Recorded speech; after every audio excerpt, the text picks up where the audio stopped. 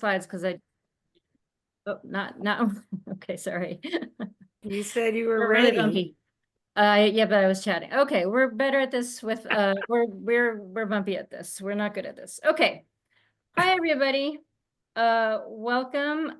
Please go ahead and introduce yourselves. Add your neighborhood council or organization next to your name or pronoun in your little Zoom square. And introduce yourselves in the chat. And you can add your organization also in the chat and what brought you here this evening. And here we have a bunch of blank slides that I accidentally created because I forgot to check out how you do this. We are the LA Neighborhood Council Sustainability Alliance, and we work to advance sustainability and resilience across the city through advocacy, sharing of best practices, and community action. We have a bunch of committees and working groups. They include advocacy, energy, transportation, and trees. And we also have a sustainability guidelines and developers working group that hasn't met in a long time, but if you're into that, let us know. Housekeeping tonight, our meeting is being recorded. As we said, please do add your name or organization next to your name or pronouns if you can, and introduce yourself in the chat. We're going to be as interactive as possible tonight, and so you can use the raise hand feature to participate. We have some community agreements that we will share, and we also have an evaluation form that we're going to share, and we'd love to hear from you what you think of tonight, because we're always trying to improve. Our agenda tonight is what we're doing right now, and then we're going to jump in minutes or fewer and talk about the plant-based treaty. And then we're going to have a vote tonight as to whether or not to sign the treaty. And then we're going to share committee reports from the committees we just talked about. And during that time, we're going to talk about the budget, because the budget is a hot topic. So we want to talk about that because it's really active right now, and there's a lot, we've been doing a lot of work on it. And we invite all of you to engage in that because it's super important. Then we'll have an opportunity for everybody to make announcements, and then we'll once again ask you to evaluate this evening's meeting. Community agreements are, if you can, turn on your camera and show your face so that we can continue to build community. Please assume good intent and give people the benefit of the doubt. Demonstrate respect and appreciation. Please use the chat. I love the chat. Not everybody loves the chat, but I love it. But please make sure you're not having side conversations. Please, be on topic. Listen intently. Step forward and then step back, meaning contribute and let others do the same. Be concise and, of course, have fun. I want to make sure I can introduce the board, so I'm going to stop sharing. Sometimes I forget to introduce myself, so I'm going to make sure I can do that now. I'm Lisa. I'm our executive director. We have Alex. Alex, go ahead. Hi, everybody. I'm Alex Tangalos. I'm, as Lisa said, on the board. Let's see, what about me? I used to be the chair of the Wilshire Center Koreatown Neighborhood Council Sustainability Committee. I'm currently chair of the Sustainability Committee at my workplace, and I've been involved with the LANCSA for a few years. Thank you. And Aurora. Hi, everyone. Good evening. Aurora Corona. I am a board member from the Neighborhood Council Sustainability Alliance, and I'm also a board member from the Pico Union Neighborhood Council, the chair of the Quality of Life and Safety Committee, which involves a lot of greenifying my area. So no, thank you for coming. And Great. And Muriel, go ahead. Hello, my name is Muriel Nakar. I'm a LANCA or LA Neighborhood Council Sustainability Alliance board member. I'm also the chair of the Transportation Committee, and I used to be a board member for the Echo Park Neighborhood Council. Thank you. And I don't think Charles is here. Okay, I don't think he is. And is Jerry here? Okay. All right, I think unless I've forgotten anything, I'm gonna hand it over to Ellen Dent. She is a campaigner with a plant-based treaty, and so she is the star of the show tonight. And oh, perfect. Thank you for spotlighting her. And Plant-Based Treaty is an organization I think I was introduced to last fall, last winter. I've learned so much from them. They've really opened my eyes to a lot of things that I frankly don't think about enough. So I'm really, really grateful to them. And I'm just going to hand it over to her. She's going to talk to us about how important plant-based eating is. And then when she's done talking with us, and I think to the extent that we can, we're going to hold off questions during her presentation, unless it's like really critical for clarification or something. So she's going to talk a bit, and then we're going to open it up to everybody for comments, questions, thoughts. And then we're going to ask our voters to take a vote. I mean, you know, there's small chance we won't take a vote tonight if for some reason, I mean, sometimes we decide we should hold off on a vote for some reason, but ideally, we're going to take a vote tonight as to whether or not to sign on to this treaty. All right, I think the floor is yours, Ellen. Oh, thank you so much, Lisa. And thank you so much, Los Angeles Neighborhood Council Sustainability Alliance, for having us tonight. I just want to disclose that I am not the only campaigner here. We have our global coordinator, Anita Kreins here. Sam Lau, Samantha Lau, who you mentioned earlier, is also here. And so is Joey Gaber. So he's as well here with me. And so if any of our campaigners would like to help me while I'm presenting or have anything to add or anything that I missed, please feel free to. And then also, of course, if there's any questions that need to be answered during the presentation, I'll be happy to take those, and I'll try to keep an eye out for any hands going up. So yeah, let me just go ahead and pull the presentation up. Give me just a second. It says sharing is not turned on, so I'll send a request to do that. Oh yeah, I apologize. I meant to do that and I forgot. Thank you. Yeah, no problem. And we did give this presentation to the advocacy committee, and it went really well. So I'm hoping that you all like our presentation tonight. Just one moment. Okay, and I also need to put this in the right view mode. Okay. So this is our plant-based treaty presentation for you all.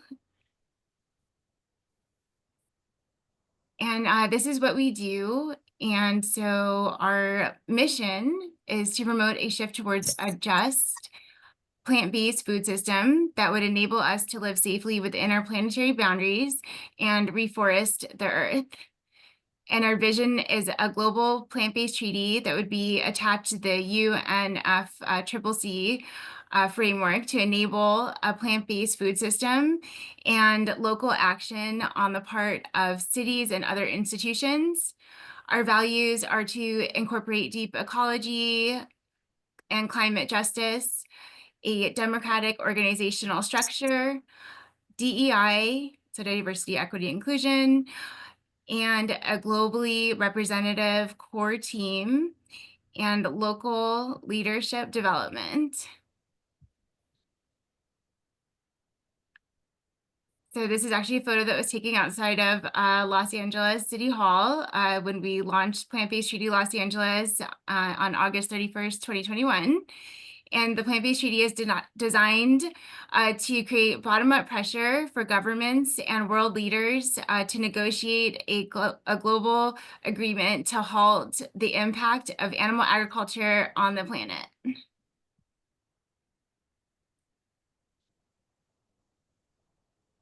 So we have 3 core principles. The first one is to redirect. So that means an active transition away from animal-based food systems to plant-based food systems. And then to relinquish, so no land use change, ecosystem Hold on just one sec. Okay. Ecosystem degradation or deforestation for animal agriculture. And I have to keep moving things around so I can see the whole screen. And then our third principle is to restore. So actively restoring key ecosystems, particularly restoring forests and rewilding landscapes. We have 5 programs under plant-based treaty. The first is to collect plant-based treaty endorsements. So that's from individuals, businesses, organizations, and governments. And so that leads us into our plant-based treaty city program. And so we have local campaigners that work with their local governments in order to advocate for an endorsement for the plant-based treaty and create bottom-up pressure for governments to act, and to also have those local governments create pressure for national governments to act. And then the third is menu change and public education. So we have really great programs where we work with communities to add more plant-based options to menus. We have this really great 100 Cafes campaign where local campaigners go to businesses and work with those business owners and managers to get more plant-based options and also highlight the ones that are already there. And then we also do public education. So we have amazing outreach materials. We, emphasize putting them in places where people can get them from like libraries or community centers or at community events. This is one of them that is probably our most popular handout, and it's actually a plant-based starter kit. And this can be co-branded with different organizations and with governments, and tailored to what they would like to see. And it shows you why we should be eating plant-based. And as you open it up, it folds open to show you what to read, what to watch, as well as after you fold it all the way open, it turns into this amazing poster that shows you how you can eat a fully plant-based diet and be healthy. So whole foods, plant-based diets, and where to get your protein and your calcium and your iron. So really a great handout that we have, and that's part of our public education program. And we also do advocacy at global climate talks. We've been going to the Conference of the Parties, or COP, since COP26. And we also attend Bonn. So SB 62 is actually coming up shortly next month. And then we also attend conferences at the UN headquarters in New York City. And I've had the privilege of going there 3 times to advocate for plant-based food systems at the global level, and it's been incredible to be a part of that. And so the 5th one is training and capacity building. So we give workshops. I think even with the LA Neighborhood Council Sustainability Alliance, our team has gone out and done cooking induction demos that have been really beneficial to show how to use induction cooking and also eat as sustainably as possible with a plant-based diet. So that's been really exciting to collaborate with you all for those. And then we also do trainings with in-house that's open to the public for people to join to learn how to run our programs and how to advocate as best as they can. So very empowering. And then we also do capacity building where we recruit more people from different areas to also join us in our campaign work. So as I said, the launch day was August 31st, 2021. We currently have over 230,000 individuals who have endorsed the treaty, over 1,500 organizations, over 2,000 businesses, over 1,000 counselors or council members for LA, and then 40 cities as of today have endorsed plant-based treaty, so 40 governments around the world. So this is why do we need a plant-based treaty? So the key findings from the IPCC 6th assessment report is that we are in a code red for humanity. We are looking at reaching 1.5 degrees Celsius by 2030. and 2 degrees Celsius by 2040. I want to point out that our food systems alone right now can push us past that 2-degree target. So without even any fossil fuels or any other contributing factors to the climate emergency, our food systems, as they are right now, could push us past that. We are also in a methane emergency. And it's estimated that 32% of methane is coming as a result of animal agriculture. And then all 3 greenhouse gas emissions are accelerating. So this graph shows you exactly at what point the tipping points are for the different targets. I don't know if you guys can see my cursor here, but this is at 2 degrees warming. So I think Anita's the best at explaining this, but basically all of these ecosystems, collapse at these certain points. And this is, this is the target here between 1.5 and 2 degrees. So that's already catastrophic climate change. And you can imagine if these glaciers, do, get past their tipping points, what that means for our planet as a whole. So this is Donut Economics by Oxford economist Kate Raworth, who Anita will be having, I guess, a webinar, I believe, with her on Tuesday. So definitely let us know if you want the information for that. It's really exciting because we based our vegan donut economics on her donut economics. And you can see here how we can live within our safe zone by following the principles of the Plant-Based Treaty. A lot of people think that it's just climate change, and climate change is actually just one of the planetary boundaries. We have breached 6 of the 9 planetary boundaries, and that's very, it's not good. And what we can do now, though, is do everything within our power to not make this problem any worse. And so it shows you how we can work on food security, education, health, honest labeling, finance plant-based systems. That's part of redirecting towards plant-based systems, subsidies and just overall financing, reforestation, rewilding the earth. I think it's coming up that we'll talk about how plant-based food systems can help us rewild the earth. And so greening cities, food justice, land equity, no land use change, ban live exports, indigenous protections. So these are all, under our principles, and we have 40 proposals that I believe come up later in this presentation that help us to achieve this and stay within this safe zone and not make this problem any worse. So here's the land use. So if we were to transition towards a plant-based food system, we could reduce land use by 75%. So we could rewild up to 75% of the land that we're using for farming currently. We could, return that back to what it should be. A really daunting up here. So animal products provide just 37% of global protein, 18% of global calories, yet they use up 83% of farmland.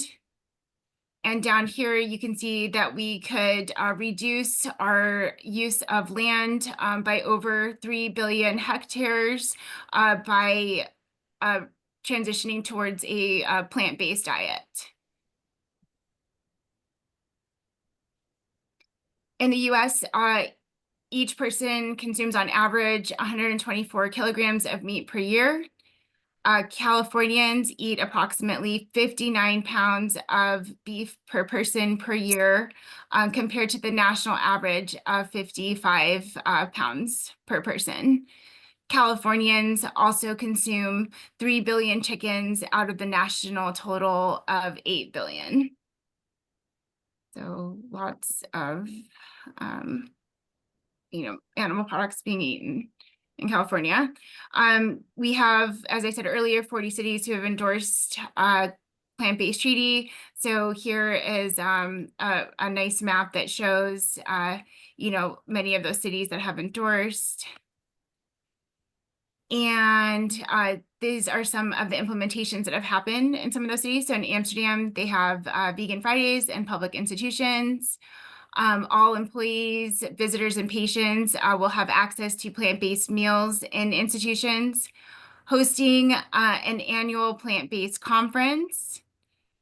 In Edinburgh, they have carbon labeling in universities, plant-based snacks for library events for young people, and promoting veganuary. And then in Exmouth, they have 100% plant-based catering for climate events and meetings, public education campaigns. In Lambeth, they have fruit and vegetable vouchers for low-income families, public education, and also promoting veganuary. And I want to point out before we go to this slide that in West Hollywood, they also promoted veganuary and have committed to doing more promotions for plant-based eating, and then for public education campaigns, I should say. And then just recently, last month, we had an amazing food day, which Sam and Joey helped lead the organizing on. They're on this call for anybody who might have joined a bit later. And so it was really exciting to be a part of this event that was sponsored by the city of West Hollywood, where we had, a full day of plant-based meals at no cost to attendees. And we had 3 different advocacy panels, including a youth advocacy panel. We also had a political advocacy panel, and we also had a cultural impact panel that day. And so it was really incredible to be a part of that. And the mayor of West Hollywood, Mayor Chelsea Byers, joined us for that. So this slide shows you some of the accomplishments that have even been covered by the media for plant-based treaty. So Edinburgh endorsed plant-based treaty, so they're the first European capital. And this was in response to the climate emergency. So this is actually the case for Edinburgh. Let me correct that. So Edinburgh Council passed a plant-based action plan. Sorry, my Zoom keeps popping up something, so I can't see the whole thing. So the council has approved carbon labeling on school menus that will be implemented in 2026. And then there's this really awesome quote from Councillor Ben Parker. The city and Scotland have been good at talking about climate change and that we must do more for the environment. By endorsing the plant-based treaty, the city has been able to talk about food a bit more challenging, but in a way that feels welcoming and something everybody can be a part of. So plant-based treaty is solution-based, and we want to work with these governments and organizations to find answers and implement those solutions. So these are some of the celebrities who have endorsed plant-based treaty, the McCartneys, Joaquin Phoenix, Lionel Lewis, a lot of, celebrity support, which we appreciate. These are the health considerations of plant-based diets.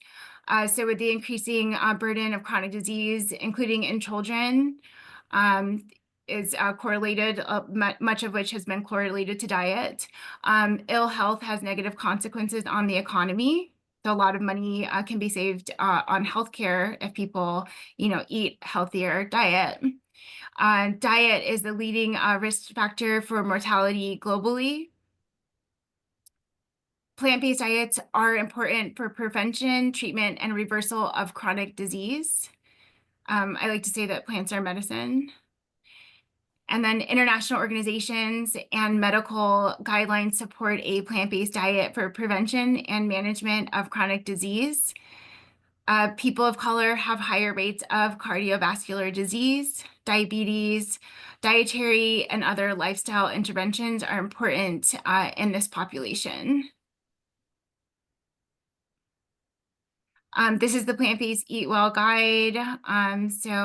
It's a really nice plate that shows you how to eat, mostly whole foods, plant-based, and what supplements can be used. And I know we talked about a lot about that, Lisa, when we originally presented that with you, like how important it is to, have, those extra supplements if you aren't able to get those, from your daily eating. So B12, vitamin D, iodine are some of those, and to avoid all this ultra processed food, oils and fats, things that you would probably already think of, but we advocate against eating those things and eating as healthfully as possible. And don't worry, we will give you a copy of this presentation after I'm done presenting. So LA County acknowledges the well-established consensus that human activity, especially the combustion of fossil fuels since the beginning of industrialization, is the primary cause of the climate crisis.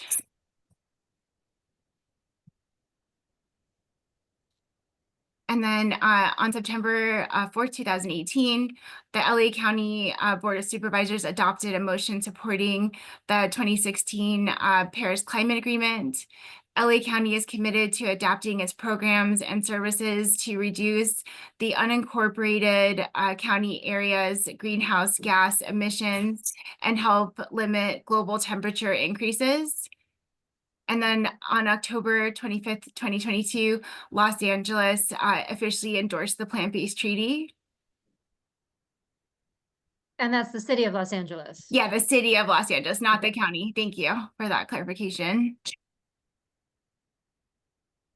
And then this is a first of its kind policy in LA in February of last year, actually. We need to update that. The Los Angeles County Board of Supervisors voted to approve a new policy that requires the county to promote plant-based eating and purchase more plant-based foods and fewer animal-based foods. Mercy for Animals worked closely with County Supervisor Lindsay P. Horvath on a policy to help mitigate the effects of climate change. The Los Angeles County Department of Health Services will also take the first step toward collecting data on food the department purchases to estimate its greenhouse gas emissions. Also not in this presentation, but we do need to add there was another follow-up motion that was passed by LA County in January. And so they furthered this, implementation. And so what it required is a 2-to-1 ratio, or a recommendation for a 2-to-1 ratio in plant-based entrees, I should say, to non-plant-based entrees. And then they also asked the county to set greenhouse gas emissions reduction goals for its food purchasing. And so this is going to ensure transparency in their process for that. And I just want to make sure. And then it also has a requirement that food service operations serve at least one plant-based option every day. So on June 25th, 2024, West Hollywood passes a policy that requires that plant-based food and beverages be served by default at city-sponsored events and meetings, providing food and other refreshments, while animal products at such events will be available upon request. Sorry, this one's a bit stretched to the limit here. But yeah, so that was also done with Mercy for Animals for that initiative and that policy. October 21st, 2024, West Hollywood endorses the Plant-Based Treaty, encouraging the federal government and other national governments to negotiate a global plant-based treaty And more recently, now Mayor Chelsea Byers, we'll update that, committed to recognizing Veganuary for the month of January, starting a public information campaign about plant-based diets and giving businesses climate credits for offering more plant-based options. So this is a summary of next possible steps based on what other cities have done for Los Angeles. So they can calculate consumption-based food emissions and add plant-based policies into the climate action plan. Examples from New York City are to do a public education campaign, like their Eat a Whole Lot More Plants campaign. Make city or make council events plant-based or at least veg by default. So that's what West Hollywood did. Switch to plant-based dishes where the city has jurisdiction. So schools, I guess that would be hospitals for county. So schools, I think is more for LA Unified School District. But, you know, just where they have jurisdiction, they could do that. Vouchers, food security through promotion of whole foods, plant-based, and join C40 on consumption-based emissions, which LA is already part of C40. So they're already doing that. So examples from Edinburgh's action plans, that's a plant-based action plan that I mentioned earlier. And they include sections on awareness, raising, and capacity building, food waste reduction, increased provision of plant-based food, and influence and leadership on spreading plant-based treaty to other cities. And there's examples that are linked here as well. And then introduce carbon labeling in schools and universities, have a you know, plant-based day, like a vegan Friday or plant-powered you know, Monday or something, or yeah, something like that. So how can California lead on alternative protein? So that is yet to be determined. For our further collaboration with the Sustainability Alliance, we would like for you all to consider plant-based defaults for your meetings and events. I think Lisa, you said they were vegetarian now, if I'm correct, but to have them be plant-based by default, guidance and help on reaching out to counselors to approach, so council members in the case of LA, and support for policy changes jointly if possible. If we could work on some of that policy change together, that would be amazing. And then give workshops at committees, libraries, etc. That's something that we're, you know, doing with you, and we would like to continue, you know, doing that public education, you know, those cooking induction demos. It was amazing to see our team participate in those. Joey actually cooked at one of them. It was really fun to watch him, you know, being the chef there. And then join community events, outreach tables, and then of course, like doing the cooking demos. And yeah, that is that for the presentation. I'm going to make a couple updates here and then share the link with you all so that you have that as to follow up with. Thank you to all of you who are here, who listened to this presentation, and you know, to all of you who came just for this. I really, really appreciate this opportunity to present plant-based treaty to all of you. All right, thank you. If you can unspotlight Ellen, please, that would be helpful. And I'd just love to hear comments, thoughts, questions from folks. But not all at once, because you don't want to overwhelm her. Thank you, Aurora, for appreciating my attempts at humor. Hi. Wow, I don't think we've ever had no reactions before. I don't know what that means. I'm hoping that means everyone's just enthusiastically on board. Yeah, maybe it's that simple. Well, Questions. but it includes Question comments like, ends. let me ask you guys a question then, like, how do we integrate this into neighborhood councils? Because I'll be candid, Sam and I have talked about this before. I've heard neighborhood councils talk about, ice cream and hot dogs and stuff like that, and I get concerned about that.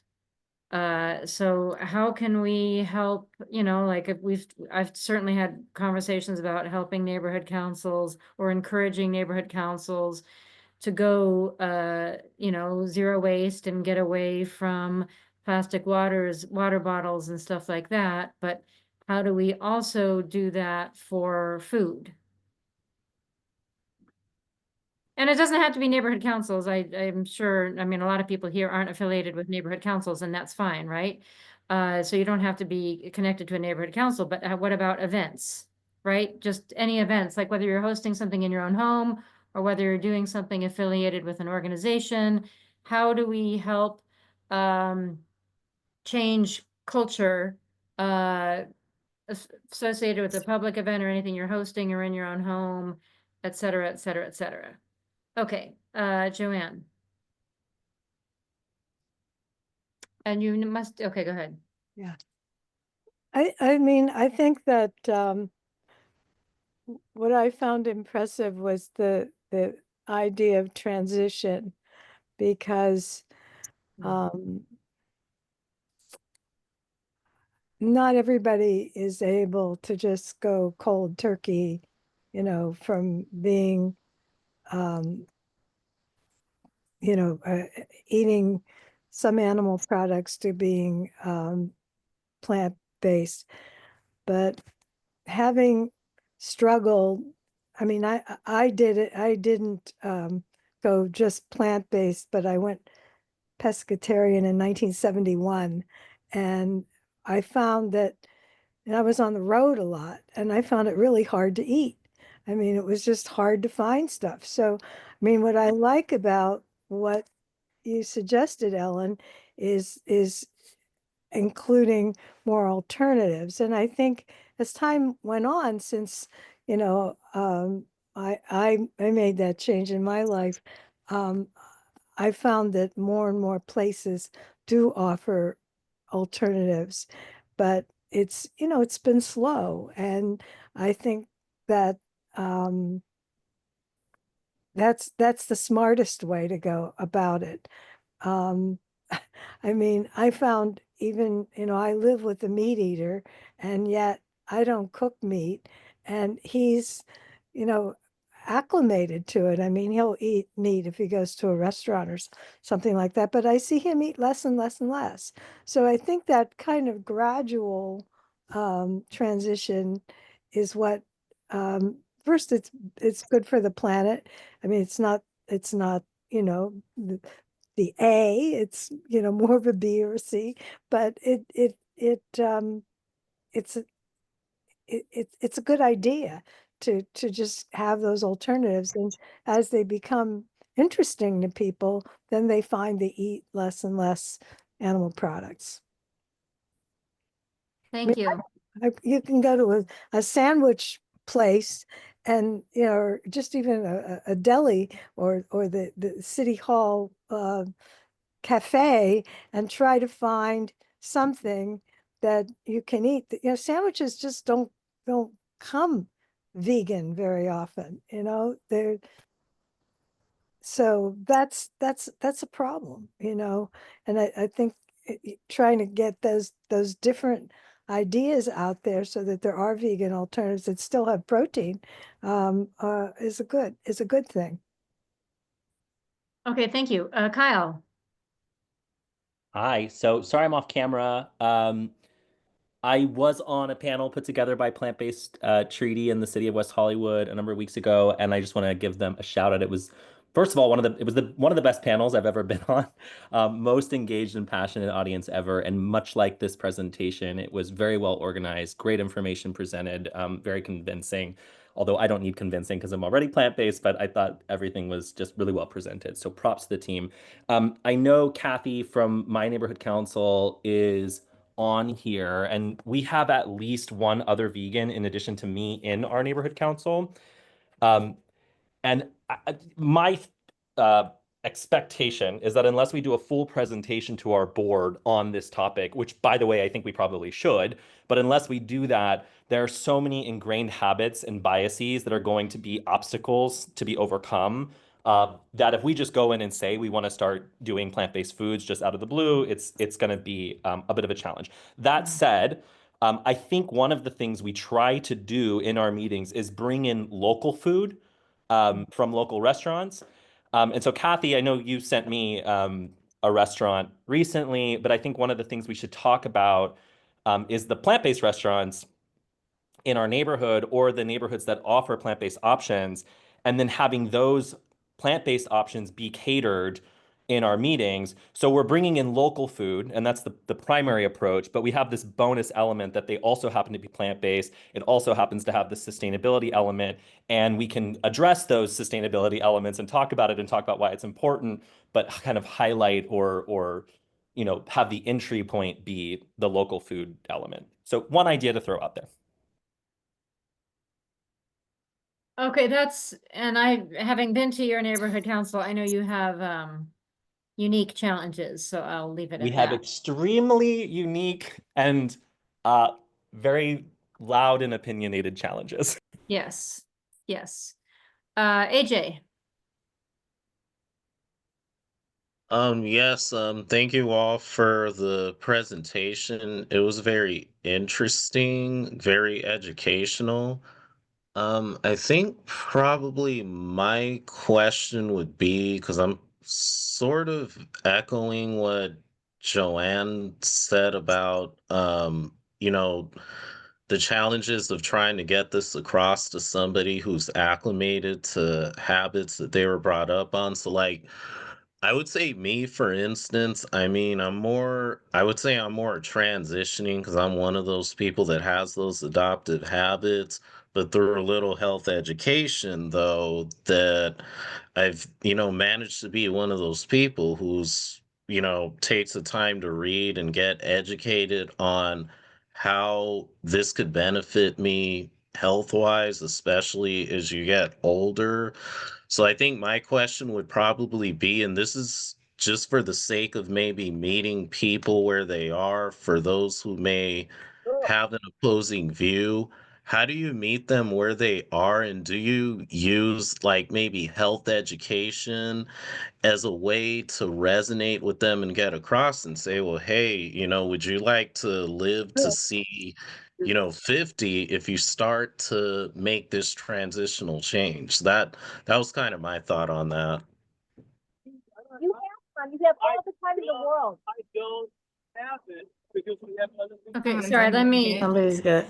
okay, wait, I'm gonna mute Puriel. Okay, go ahead, Ellen or Sam or whoever wants to take that. Sure. I think Joey, maybe, did you want to, Joey? Yeah, you can address the public health aspect. I was actually going to make a comment on like maybe some ideas for some of the joint actions that we can take, but maybe you can address the health aspect of it first. Certainly, certainly. I thought you were unmuting, so I just wanted to make sure I gave our team, if they wanted to jump in, a chance. But I absolutely have, said that to people, especially like, people that are younger, so they can avoid ever getting sick, and people that are even older, I'm like, don't you want to see your grandchildren, grow up and be a part of that and be as healthy as you can be? So, I mean, this is for everybody at every age, to help them with a preventative diet, as well as treating ailments that they may already, be experiencing. Plants are truly medicine. Let thy food be thy medicine, or or thy medicine be thy food. It's just Hippocrates, and I don't know if anybody's ever heard that before, but we truly are what we eat. And so the health aspects and the benefits from the health aspects are, expansive. So whether you're talking health aspects or you're talking, from the side of, climate interventions, this is such an incredible way to accomplish that, from the individual to a collective whole of us, being healthier and being less dependent on, healthcare and pharmaceuticals, which are huge issues that cities face, and so much of that can be prevented with diet. I want to push a little harder on that because I think Yeah. AJ was kind of tapping into something that Aurora and I were actually talking about. God, that's just a couple days ago. Yeah, Saturday, I think. Because I feel like I think that a lot of cultures eat food that is very meat-based. And it actually seems to me that and this might sound snooty and this might sound a little wrong. Snooty is the wrong word. But it seems to me that the vegan diet is this might seem wrong. This might be wrong. You might not like what I'm about to say. But it seems to me that the vegan diet is maybe sort of like maybe a little elitist. And that maybe in communities of color or lower income communities, a lot of those diets might be more meat based. And so there might be a little bit of a disconnect with some cultures. So Yeah. I just wonder what your thoughts are, how you respond to that.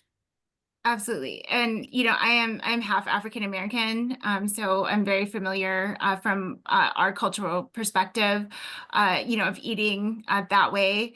And, just because it's tradition doesn't mean that we, need to carry on that way. And, anything that we are eating can be made plant-based very easily by just going on Google and typing plant-based this or that. And then we, foster health. In the case of African Americans, we were given the scraps from the, people that own us, the slave owners. And so we had to work with what we were given and make food from that. And but if you go back to our roots in Africa, most of what we ate there was plant-based.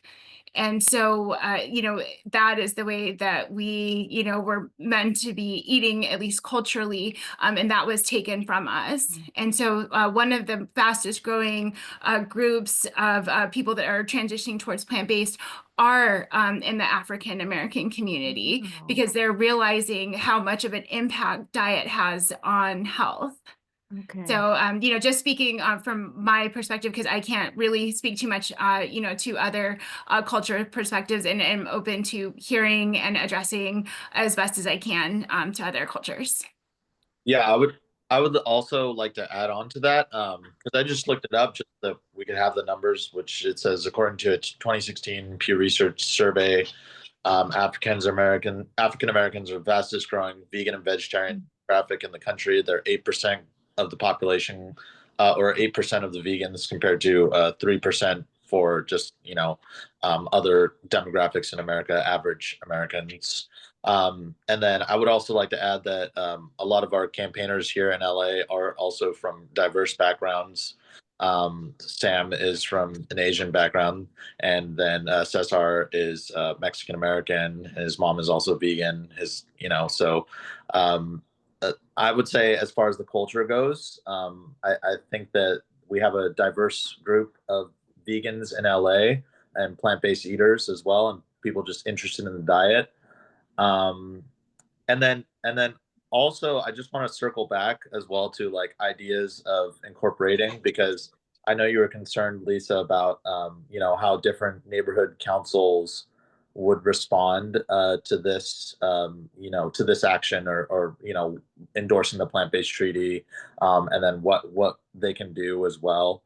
It doesn't have to be a plant-based by default. That would obviously be the ideal solution as far as the climate is concerned.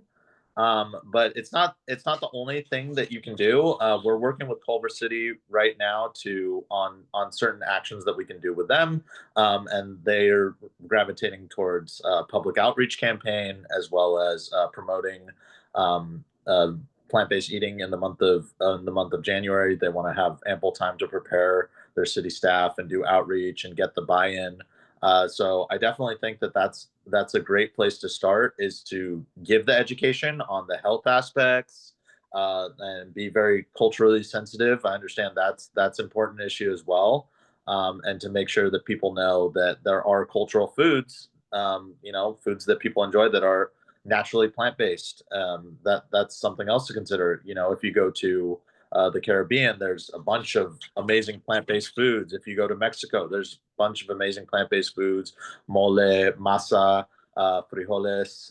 So it doesn't have to. It can be elitist if you present it in certain ways, but it doesn't have to be that way. It's not an inherent aspect of eating plant-based, and we want to make sure as well. If you look at the treaty, we want to make sure that those communities that don't have access to the whole plant foods that everyone should have access to, we want to make sure that those communities have access to that food. So we are keeping in mind diversity, equity, inclusion. We are all about that at Plant-Based Treaty. So we echo your concerns, and that's why the treaty is the way that it is. Yeah, and just to be clear, I don't think I have concerns. It's more of a question. I mean, I am so concerned about the climate. I'm like, we got to do whatever we got to do. You know what I mean? Yeah. But thank you. I thought that was I really appreciated all of your answers. So thank you very much. Jess. Hi, yeah. I just want to thank I joined a little late. My apologies. I had something run over, but I just wanted to thank you guys. This is incredible work. I've been a vegan for almost 9 years. Kyle, who spoke earlier, helped me with my transition actually to be vegan, which was the 4th time I gave up eating animals in my life. And now it's permanent and final. And whatever I can do to help, I'm like fully on board. There is sort of no way, as we all know, to stabilize the climate while animal agriculture persists. It is at least 15% of greenhouse gas emissions. And maybe you covered this as well before I joined on. Apologies if I missed it. But I think it can be presented to people as the sexier, more fun, more inventive way of eating as well. Like it doesn't have to be, it's also, of course, the healthier way of eating, but I think, we shouldn't concede that meat is, the more vital, the more sexy kind of way of eating. This is the best way to eat. This is the best way to be inventive, to have fun, to connect, to really like be living our best lives with other people. So we shouldn't concede that this is like the boring, the tofu, the healthy, the elitist. This is the future, and the rest is the past. And I think it can go kind of along the same way, though I have mixed feelings about it, of the electric cars, right? They became, at first they were looked down upon, and then they became the more sexy kind of cars. So I think we should really try and grasp that. We did not talk about that. So I really, really, really appreciate that comment, Jess. Thank you.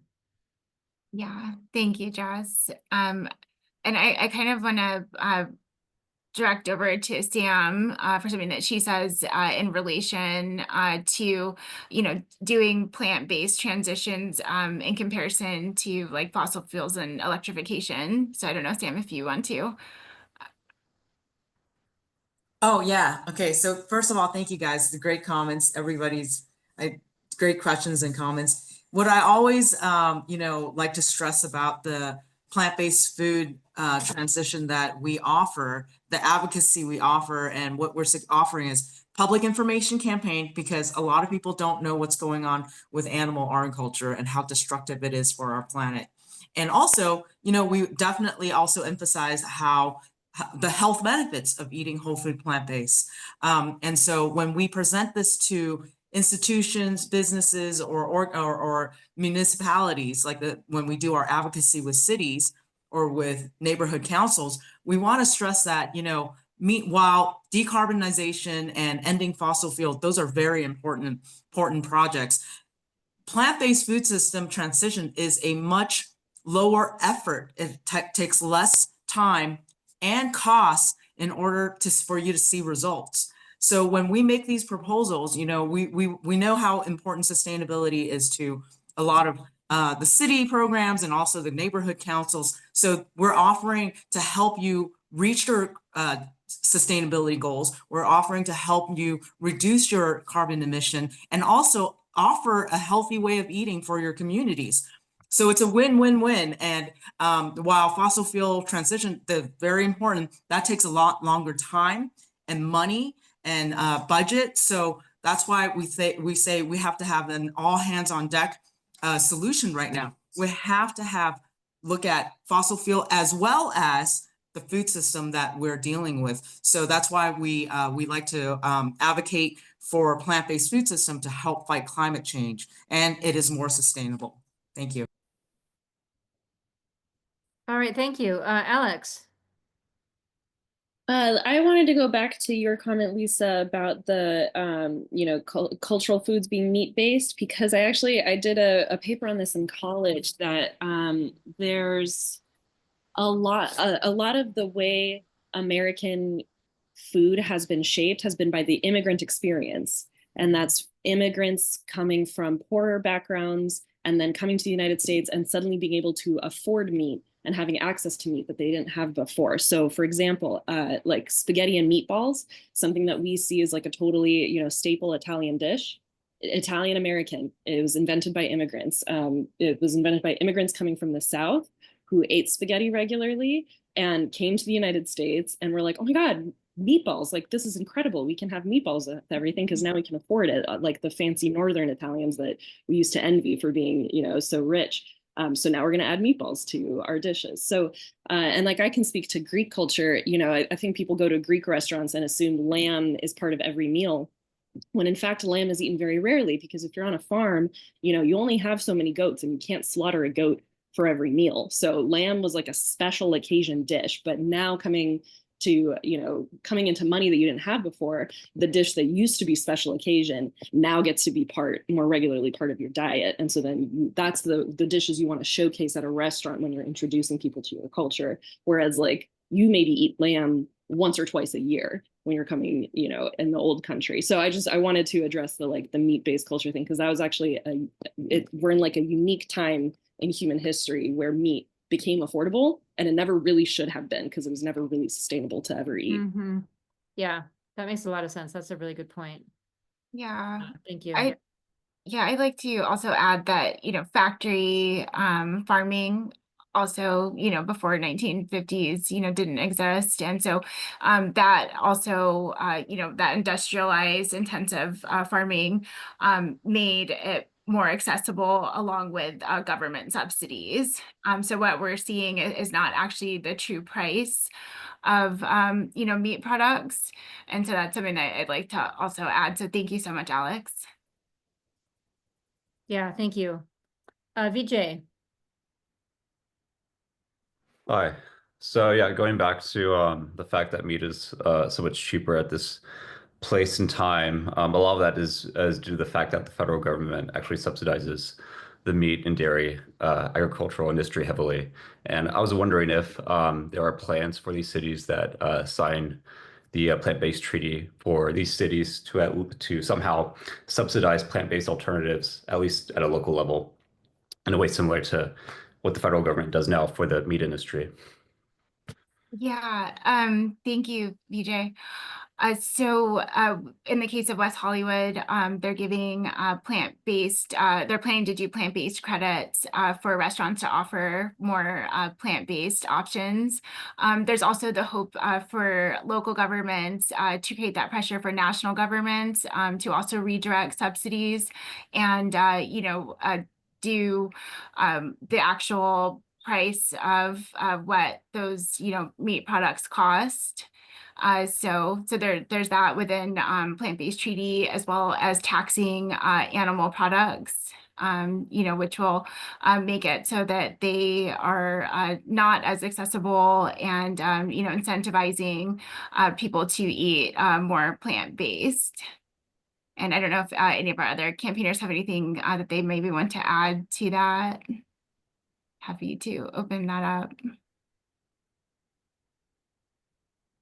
Yeah, so as far as subsidizing plant-based alternatives, well, the first thing to consider is that not all of plant-based eating is going to be like beyond impossible, that type of thing. So we do encourage people to eat whole food plant-based, which is going to involve eating like tofu, legumes, and edamame, that type of thing to get your protein. But that is, I think it's a wonderful idea, and we've been in talks with cities to introduce more so tax incentives, because that's really what's in their purview. As far as subsidies go, my understanding is that's more on a national level, and sometimes states will have particular subsidies that they offer. I think it would be amazing to be able to remove those meat subsidies, because that's oftentimes what's keeping the meat companies afloat, and has them having the hold that they do and causing all this environmental impact. So I think it's a great idea, but unfortunately, it's very difficult for cities to implement those policies. Okay, thank you. Beatrice. Hi, everyone. Beatriz here joining from Tarzana. So I heard most of the conversation, and I wanted to add that, yeah, it's about the messaging. It's about the messaging that we carry everywhere we go. I know, Lisa, you mentioned like gatherings and in other places, right? I think it's about first being the role model, right? That people see us. And we've been in workplaces where people will want to know, what did we bring for lunch? What are we eating? And sometimes we'll kind of report to us like, oh, look at me eating strawberries today. I'm sure you all have had experiences. So I think number one, I think, is being a role model. And the way I try to be a role model, obviously with my son, I've been vegan for 14 years. And, at his school or at gatherings, the things that I bring and try to, and this is for me, just like personally, like, because I believe messaging is, well, I know messaging is really important. How I carry myself with people and showing them like, this is easy. This was not even hard. This is delicious. And I think like having that optimism that people can make that change and bringing that type of energy into spaces. I think it's very cultural, and there was a lot of conversation here. It is very cultural. As a Mexican, as a Latina myself, and former plant-based nutritionist for Latina moms, moms who had kids then in LAUSD, it was really important for me to tailor my classes around our culture, around abuelita's food, right? And make it about family and invite them without lecturing them. And that's one problem that public health has. I love public health. Everything is about me is public health. But I think the danger there is that we can be very paternalistic. We could be like, look at me, I have the answers. I'm going to tell you what to do, and you should do it. You should listen to me. And so, Lisa, when you were talking about elitism, I could see where you're coming from, because that happens in this group. I don't see that, because I see like a lot of pushback, like, no, it's not about that. But I think it can be. And I think that if we're open to seeing how it can be, we tailor our own messaging not to be that way. And from, my family, I'm like the only one that has achieved higher education. So when I do talk about things, they will see me as like, well, do you think you know it all? Oh, this is so elitist. Like, people could say, I'm just speaking in my experience. And so I think we have to be very careful about how we talk about it. I think that almost everyone here has quite a bit of a knowledge of how our diet, our food choices impact the environment at every single level. And that's good. We know that because many of us have been vegans for years, but most people, they have no idea. So whatever we think we're going to convince them, it's not going to happen. public health practice shows us it's not going to happen when we lecture to people. When we shame people, we have to tone it down. We got to make it approachable. So I would be interested to network with many of you here and connect, join forces so that we can establish a good messaging plan and bring it to places. I also love to gather people, like love to host parties here, and all the food is vegan, but I never say it's vegan, come to my vegan party. They just come and they ask questions. How did you make that? Oh my God. And so like, I feel like I embrace them. So that's the only message that I wanted to leave this group with. I'm very optimistic and hopeful, and I have seen practical ways that work in transforming places and talking to people. I think it's about engaging people as opposed to shaming or making them feel like we're lecturing them. Thank you.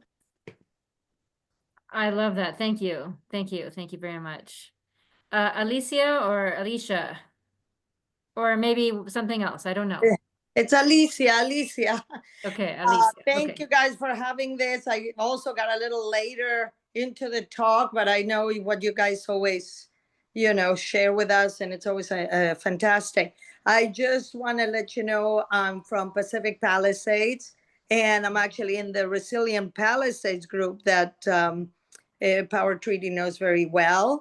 And if anybody's been impacted more by climate change and what humanity is doing to the planet, it's us with Altadena, Pasadena, and we're all, included here. What I like to share with you guys is that since 2018, we've created the Resilient Palisades, and our purpose was really to veganize the town, or beautiful Pacific Palisades. And there was a lot of pushback, to the last day before the fire of creating more vegan friendly menus and things like that. So our experience for the last 6 years, where are we now? 7. And also being a vegan myself for 11 years and vegetarian before that for many decades. It's really hard to convince people. That's my bottom line. I just came from the vegan holistic holidays at sea too, and a lot of the talks were about how to reach people where they're at. Back to that conversation of not, I know better than me and I'm here to educate you. That seems to be a word that is very resistant to people that would just share. And the only thing I think I can provide as a suggestion and what I've been doing, and it's Oh, is it me again? No. so Okay. I was frozen before, but this time it's not me. This time it's Alicia, right? Yes. Okay. Well, while she's frozen, let me say it's interesting because Yeah. most people here, okay, What's your Alicia, question? you're going. Well, you were frozen. You were frozen, so I was talking while you were frozen, but are you unfrozen? Oh, I'm sorry. I know Go ahead. I'm here at a rental in Culver City. Can you Okay. hear me now? Yes, you're unfrozen. Go ahead. So no, my only suggestion is that we did approach restaurants, and as a group, we would go to different restaurants, and I hate to use the word force, but kind of force them to come up with a vegan menu, as 10 of us would show up to a restaurant to celebrate just, being together. But the thing that helped the most, like I think the person before me said, I created my own group of Vamos Vegan since 2014. And what I did was create like different events at my own house with special speakers. And at first I would provide vegan meals, and I don't even know how to cook. So I was throwing a lot of the frozen things, the canned things, the prepared things, and more people want the more natural and fresh things. So with time, I realized, why don't I let the people do the work? So I started telling them it's a potluck. You have to figure out how to make your best dish vegan. So by example, really, and by exposure is how people are starting to get the message. And having our own energy and good health, God willing, and whatever, we're like role models for these people to say, well, she's doing something right if she has energy, and I'm 63. And the reason I was late today, I used to have a daycare for 30 years in the Palisades. And the reason I was late is because I actually hosted my little baby families after 5 months that I finally settled into a nice rental house. And I had a beautiful vegan meal for them. I just found out that Fresh Brothers has awesome vegan pizzas. So we had that, and of course, fresh veggies. And there were plant-based vegan dinosaur chicken nuggets. I never knew. I mean, there's a lot out there. So there really is no excuse for animal abuse. And we've been saying that for a long time. And it's just by example, it's all we can do, really. That's my 2 cents. All right, well, thank you. It's interesting, I didn't do this before. I don't have a way to pull, but because we have, I think, a couple of pages. But how about on this page at least, raise your hand if you are a vegan. Okay, so not everybody, but a good chunk of you. Yeah. Okay, I think we might be ready for a vote. Wait, Sam, go ahead, and then we'll ask if, we'll talk if anybody has questions on the, or comments on the treaty, and then let's do a vote on the treaty, but go ahead, Sam. No, I was just raising my hand to say I'm vegan. Oh, But well, yeah, yes. yeah. Yes. But I just want to say that for plant-based treaty, our messaging has always been very inclusive, and Yes. we definitely do not shame people for their food choices. We want to help people understand that actually plant-based food is very inclusive, and that we are in no way shaming anyone for their food choices. So I just want to make that clear. Thank you.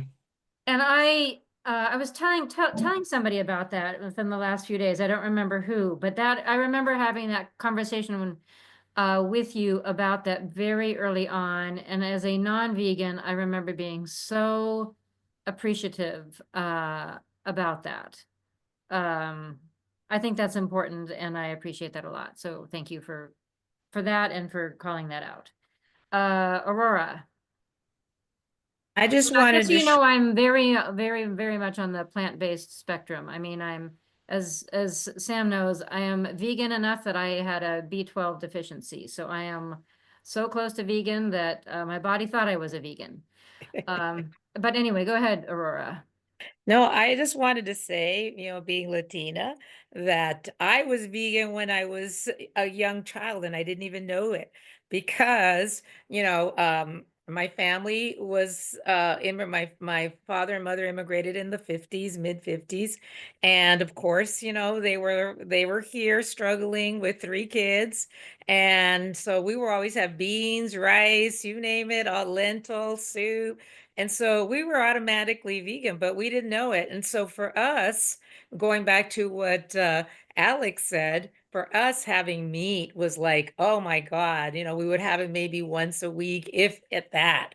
And so it was a treat. So I guess we grew up thinking in our minds that, oh yes, meat is what you should be having because we're used for many years just having, the lentils or whatever we could afford to have.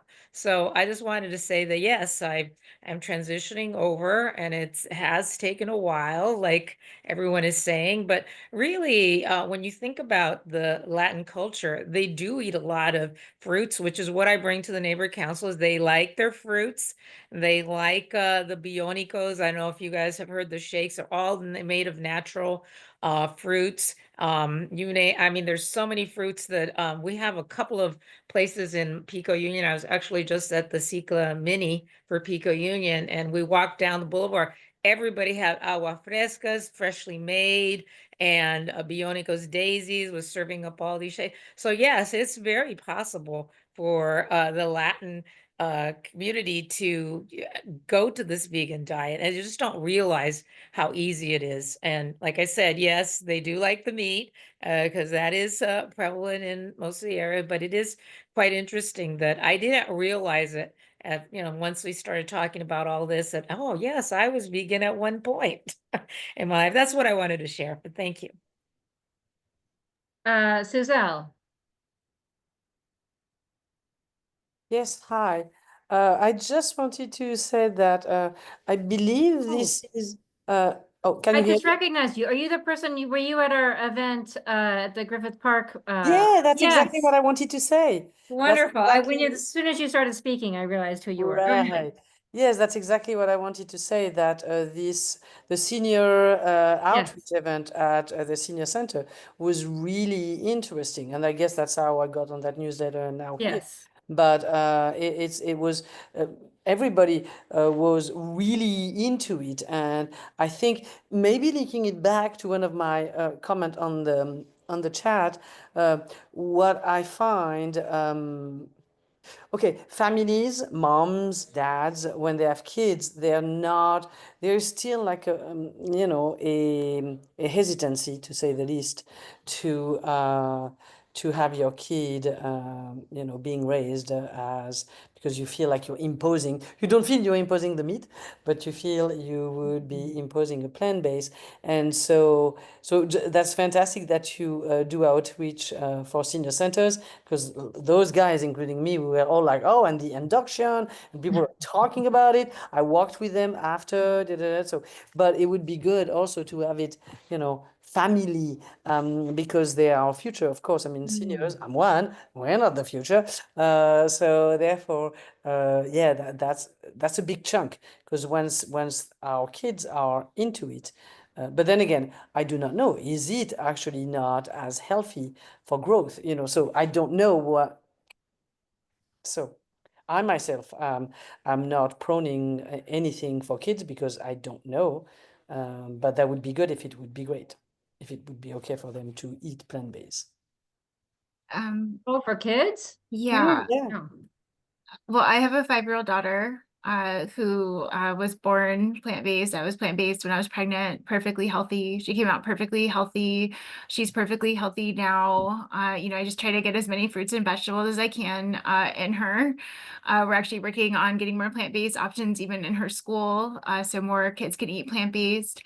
They're finding that kids, by the time they're in high school, have early signs of atherosclerosis, which is I heart know. disease, which is the I number know. one killer of humans, and mostly that is food related. So this is something that we do need to address. Yeah. We do need to make sure that these options are available for children and youth, so they can avoid these ailments, so that we can change these statistics. And I see, Jess, you have your hand up, so I'm sure you can add to that. Yeah. So I totally agree with all what you said, but and I know because I had started to have atherosclerosis, and I saw it starts very early on, building up. So, but I know because I'm old and I had atherosclerosis, but lots of people do not know, and they're uber hesitant to go plant-based with their kids, and so that would a major outreach campaigns would be great on that, because it would help a lot. Yeah, thank you. Absolutely. Yeah. Thank you so much, Lisa. Jess, I know that you had unmuted, so please, if you'd like to. And we Yeah. have to start wrapping up, folks, just so you know, because we are starting to run late. Oh, sure. I'll just be really quick. Yes, totally healthy for children. Second that. And what a great job you're doing. And also, my dogs are vegan. One dog lived to be 18 as a vegan, another 16. They love it. They eat tofu scrambles. They eat oatmeal with soy milk and fruits and peanut butter. So, yeah, it's really possible for all kinds of people at all stages and our non-human animal companions to be vegan. And so we just have to get that information out there about how fun it is too. Okay, Natalie. Hi, I just wanted to mention that what's to link it to educating kids and what kids are learning in schools. There was actually a student who was sued by the American Dairy Association for promoting non-dairy milk in schools. And I believe she won the right, I believe they won the right to actually promote non-dairy milks, but only if they also promoted dairy milk. And dairy milk is something like the American Dairy Association is so powerful in the United States and is by law given to each child in schools, from what I understand. That's true. it is federally mandated that dairy is offered in schools. And so that's something that several organizations are working at the federal level. I believe there's a Soy Act that Oh, that's they're great. trying to get, plant-based milks also offered there. So yeah, a lot of work being done at the federal level, but very good point, Natalie. Thank you. Wow. Wow. I did not know that. Okay. Joanne, you started us and you can close us out. I just want to mention that I had a coworker who was 6'4", and he had been a vegan his entire life. So, people worry if their children will not grow to their full potential. And it apparently was no problem for him.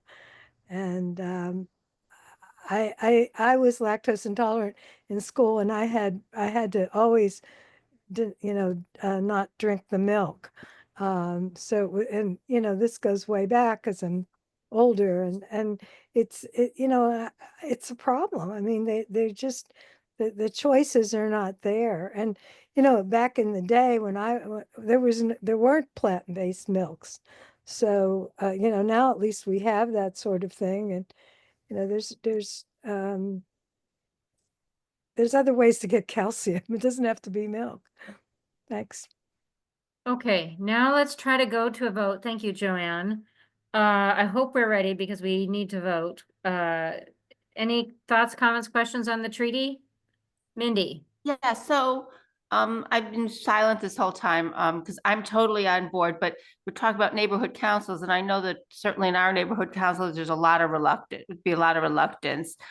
So I think that there's a difference between, whether or not we're in favor in terms of the city, either, getting on board. The Or city's whether or already not- on board. The Right, right. city signed, I'm yeah. saying that, or whether or not, for example, we just hosted an event and I had, we brought sandwiches and I had some vegan, options there. So that's one thing. So that when we, like you said, transition versus, so when we vote for it today, for example, it's one thing if I'm voting for me individually versus, I'm voting representing the council. So what specifically is the vote for, whether introducing in favor of this or introducing the individuals accepting? So what specifically is the vote? So I know whether or not I can vote for it if I'm representing the neighborhood council that may not all as individuals be in favor of this, if you know what I mean. Good question. So Do you want to summarize the treaty, Ellen? Yeah, and first of all, I want to say it's not legally binding. And what we're seeing is that this is the transition that we should be moving towards is plant-based. We're asking for more of a recommendation for plant-based, defaults if possible, or to just have the plant-based option available. So it is to ask, these councils to promote, eating more plant-based, if that makes more sense. Yeah, so and currently, and I'm really glad that Alicia brought up what was happening with the wildfires, because that's something that I meant to bring up and did not. But I strongly believe that in Los Angeles, that is more than enough incentive to exhaust all possible ways to mitigate the climate crisis because of what has happened, in the neighborhoods out there. So, it's very important that we do talk about, the need to address food systems. And yeah, Sam's got her hand up. So if you want to add to that, go ahead, Sam. I'm sorry to interrupt. So it's basically, because no, I mean, I understand what the treaty is all about. So it's just that in terms of the actual motion that you're asking us to vote on, is it just to encourage and adopt more of the plant-based as opposed to asking everybody to just switch to a plant-based? Yeah, Okay, so then I can answer that. That's the Yeah, differentiation thank I'm you. looking for. Yeah, so I can answer that. Thank you. Yeah. So yes, first of all, the treaty is not legally binding. And what we're asking for is for the council, all the council, neighborhood council, to support our advocacy. So Okay. by endorsing, you're supporting our advocacy. Your advocacy, okay. That's what I was asking for. If you want us to help with more advocacy, we could absolutely, include in your resolution where it says, talk about, each council, having public information campaign, or include language to say, well, maybe let's look at our events to encourage everyone to use plant-based by default. So right now, as of right now, when you endorse a plant-based treaty as the neighborhood council, you're supporting our advocacy. Okay. You're not, That's what I wanted. yeah. Yes. Okay. But we would absolutely love to be able to help promote more of this initiative, because it is important for sustainability, to fight climate change, to help people understand and raise awareness, because a lot of people don't understand the devastation that the current food system is causing right now. I just wanted to also say, Mindy, because Lisa and I talked about this quite a bit. The Neighborhood Council Sustainability Alliance can have different positions than the member councils as well. So, so if your council wanted to vote on this and they did not vote to endorse it, that would not mean that you couldn't have voted as a Sustainability Alliance member, that the Sustainability Alliance should support this, right? Okay. And I think like the Neighborhood Council Sustainability Alliance, if it does not vote, to me, it seems like a no-brainer that a Sustainability Alliance would have to vote for this, but that would be my personal opinion. Okay. Got it. Although I think every neighborhood council might have a different policy for their representative. Yeah. But you guys, we are running behind, Okay. which of course we are every meeting, so I shouldn't be surprised. But All right. Let's go to a vote. Muriel, are you ready to take us away? Okay, Lisa and Penguin. Okay, so I'll start with Lisa. Yes. Okay, Alex. Yes. Thank you. Aurora. Yes. Thank you. Kyle. Yes. Thank you. Joanne. Yes. Thank you. AJ. Yes. Thank you. Mindy Mann. Yes. Terry Saucier. Yes. Thank you. Kathy Schreiner. Kathy is the same neighborhood council as Kyle. Right. If you're taking 2 votes for a neighborhood council, then we need to abstain because the council itself has not discussed this. Oh, fair enough. Abstain. Okay, Jessica Lunn. Yes.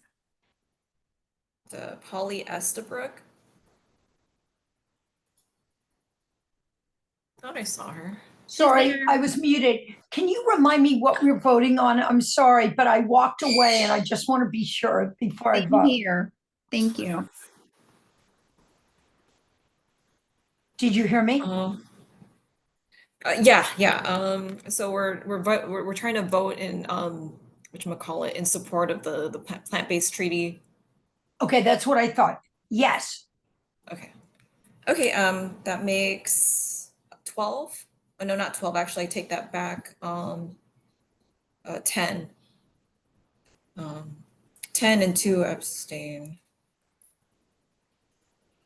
Well, So Kathy's not an abstention, but maybe Kyle, is she saying that Kyle's an abstention? If you're taking more than 1 vote for a neighborhood council, Kyle No. can vote for himself, but I represent the neighborhood council and I cannot. I see. Okay, well, I take I don't that understand. back. Kyle's not voting for himself. He'd be voting for Van Nuys. Then I would suggest to Kyle that we should both abstain because our council has not taken a position and that's what our requirement is. Okay, then Van Nuys is abstaining. Okay, so Unless Kyle disagrees with you guys can duke it out. That would be interesting. I don't want to duke it out in front of everybody, but I will say that I would take the flack for it and I would like to still vote yes. Okay, well, then it is getting interesting. Oh, very well then. Well, I'll put in 11. 11 is 0. 11 0 0.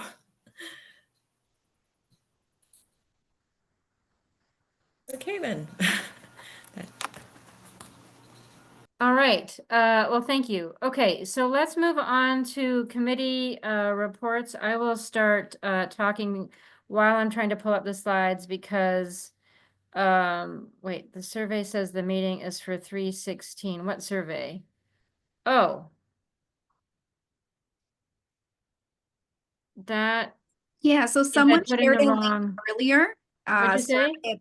someone shared a link earlier but it says it's for 3/16 meeting. That probably means that I screwed up, which is confusing because I did change the date on the survey.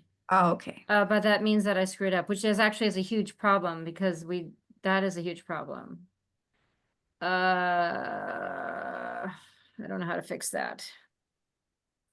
But I guess just complete the survey. You know what? Maybe there's a different link. I don't know what to do about that, but I can't fix it Maybe right we now. can complete it, and then once you get the responses, then you can. This is the little vegan one. And Oh, a vegan one. There's a vegan survey? no, I'm sorry. This is my vegan child, my 6-year-old. Oh. No, I Oh. meant to say we'll reply to that survey, the And I can 316 separate it one, out, yeah. but when you look at the responses, it'll have today's date, so then you can change the date. Yeah, I do not know what to do about that, but I can't fix it now. But thank you for telling me. That is a problem, but thank you for telling me. Okay, so let's talk about actually the budget. I know Natalie, can you talk about the budget for a minute while I pull up the slides? Would that work for you? Hi, yes, a little bit. Sorry to put you on the spot, but No, I'm yeah, sorry. that's okay. I'll take it out on you. I don't know if everybody is aware, but one of the things that the mayor had suggested in her budget was that the positions for staffing CMO, the Climate Emergency Mitigation Office, and the positions at LA Sanitation for the biodiversity plan and healthy soils, that those were being cut.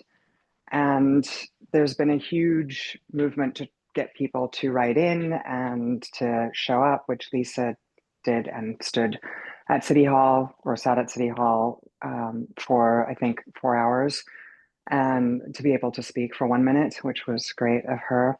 And others did so also. And unfortunately, there was a budget committee meeting on Friday at which there was a sudden reversal of what was understood to be the position of certain council members. So it sounded like there had been, they were going to be supporting keeping those positions. And as of Friday afternoon, around 3:30, I believe, well, all of them on the committee except Bob Blumenfield voted to cut those positions. So the budget Right. committee is 5 council members. Kitty Yaroslavsky is the chair. Tim McOsker, Ulysses Hernandez, Heather Hutt, and Bob Blumenfield are the members. And except for Bob, they all voted to cut those positions. So that means all the decarbonization programs, all of the greenhouse gas combating programs that have been worked on for years at this point look like they are not going to be staffed any longer. Whether some of those responsibilities can be shifted to other departments remains to be seen. That's what's being worked on next week, I guess. Okay, wait, I'm sorry. I just remembered. Did Ellen leave already? I think I meant to thank Ellen, but I think she left. So I will have to thank her later. So sorry, you're not saying that SEMO got cut though, are you? I believe it did. I believe the positions for staffing SEMO were cut. Okay, I do not believe that they were cut. Okay. Okay, so sorry. You know what? I'm not gonna pull up my slides right now so we can talk for a minute about this. And so I can see everybody. But so that was not part of the building decarbonization piece that you shared with me before. Are you thinking that it was? I think they were cut.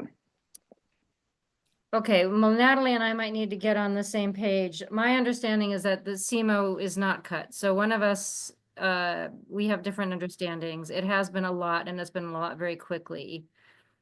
I think the SEMO, okay, so there's a climate emergency mobilization office. I think that those positions are looking good. There's a lot that I don't know because a lot has happened and it's, there's so many positions and I'm not on top of everything. My understanding is that the Climate Emergency Mobilization Office is looking good. It's been moved to, by good, I mean good for a year, but it's looking like it's underneath the Emergency Management Department. And That sounds like what was being asked for, so that could be the case. Looking good for a year, and that would have to go through all of this again for in next year. And by the way, this was also done last year. So last year, the mayor's budget also included recommendations to cut all of this. Oh, I didn't know that. But our last year's budget was not nearly as, we did not have an $800 million deficit. We were not as dire, no. I saw that 1,000 positions, we were looking at getting 1,600 plus positions cut.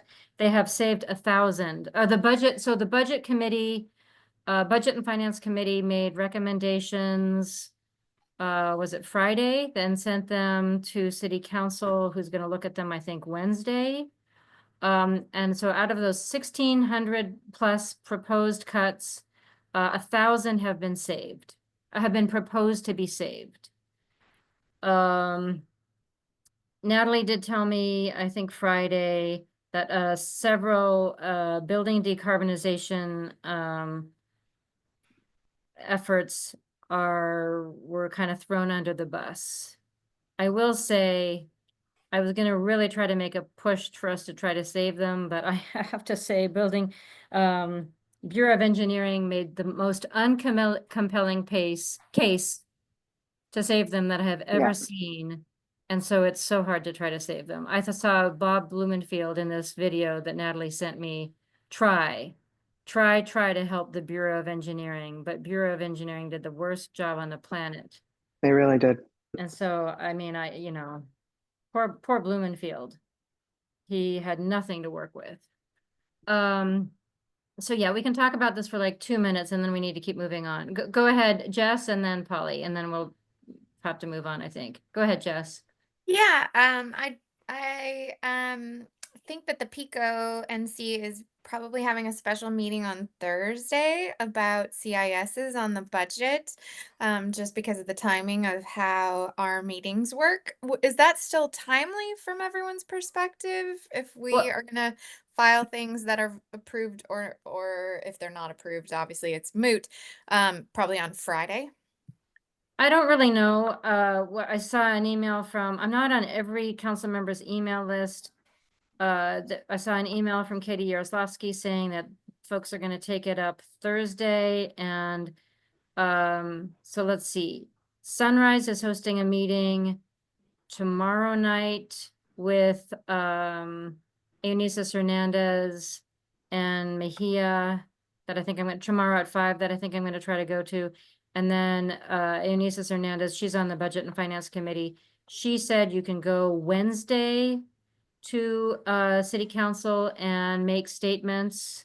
I think the budget needs to be zipped up and figured out by June 1st. So I guess the answer is yes. Is no. I guess it's not too late. You can also make personal comments in the meantime on the council file. Yes, that's a great point. Yeah. So the more individual comments they get, those are great too. Polly.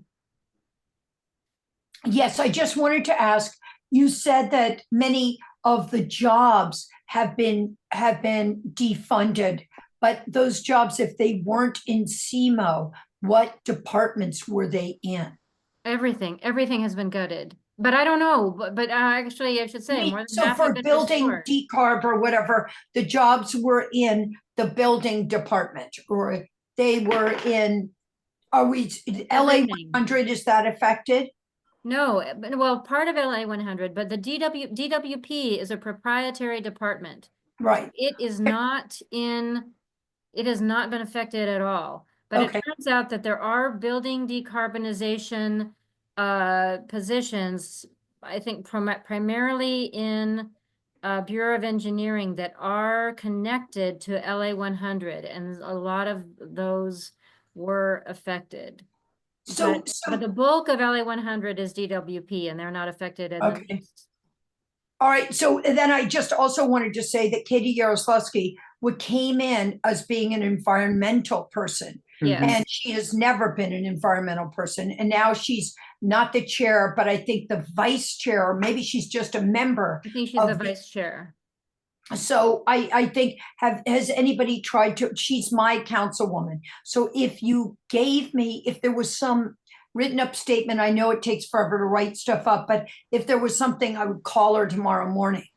If there's Yeah, any, we've written her, and actually her office, Andy Schrader has been doing a fantastic job along with others, but he's really been the leader as far as I am aware, writing letters that we've been signing on to, not encompassing everything that I personally care about, and you guys have supported our efforts. We sent anyway, we've written letters on the behalf of all of you folks, or signed on to letters on behalf of all of you folks, talking about CMO, biodiversity, the Office of the Petroleum Administrator, et cetera, et cetera, et cetera. And we got a response from her office a couple days ago to a letter saying that they were working on this. And I spoke to her in a meeting. I went to a meeting in CD14, and she said, I came on to city council because I wanted to work on climate, and I am not going to let all of these things go. But she did vote along with, as Natalie mentioned, along with Hernandez and Hutt, to let these building decarbonization roles go. But honestly, I probably would have, because Ted Allen does such a bad job. I'm sort of joking, but So really, I it was did get terrible. confirmation. SEMO has been, the recommendation is that SEMO be moved to the emergency management Okay, department. good. So you Yes. were correct about that. Okay, good. $750,000 grant from the state, and Blumenfeld said we can't lose that. So SEMA is likely saved. I Well, just said that it was. yes. Lisa was correct. Okay, good. SEMO is recommended to be kept and moved to the emergency management department.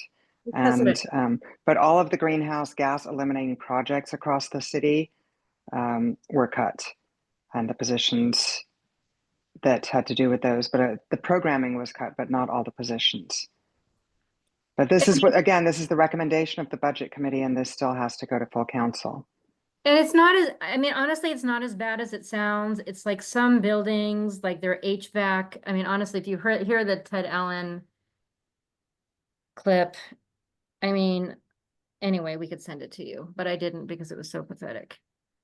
But I mean, here's the thing, something's got to give, Yes. right? So that's Yes. the issue. I mean, Yes. building decarbonization is a personal passion of mine. I used to have a company that literally helped people and businesses reduce their energy and water consumption. So it's a very personal thing for me. And I know Lisa's heavily invested in it also. Yes. But at the same time, they were going to cut enormous amounts from animal services, which means that lives are lost. I mean, there are just so many different things. We have so many people living on the street. We have kids in Los Angeles who go to bed at night without food. So there are so many different areas of really heartfelt need that we want to take care of. But the reality is that we don't have the budget to do everything. So I'm not happy about it, but if decarb had to be cut on some of the buildings, then that might have been better than some of the alternatives. Yeah, and it's, anyway, that one's a little complicated. But okay. And regarding that $750,000 grant, the CAO was making the case that they could manage that grant. So there was definitely a turf war between CMO and the CAO. I don't know the details, but it was getting very interesting and a little soap opera-ish. Okay, I am going to briefly share my slides. or share our slides, I guess I should say. And I guess I should always use, I guess I should just move to this because it's, whoops, what did I just do? I was just about to say it's way easier to share these, and then what happened?